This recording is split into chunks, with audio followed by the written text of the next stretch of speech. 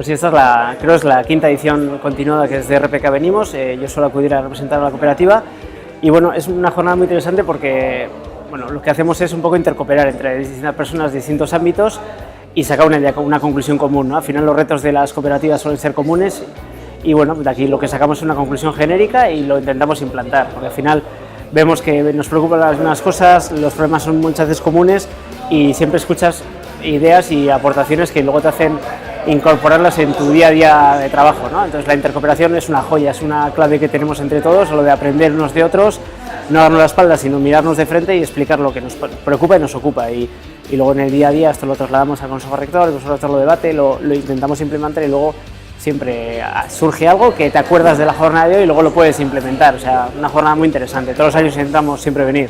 Está claro, la intercooperación nosotros es clave. Dentro del plan estratégico, además, nosotros la intercooperación con otros agentes es algo que lo tenemos introducido porque nos parece clave para crecer y para tener un futuro viable escuchando a otros. O sea, lo veo muy así.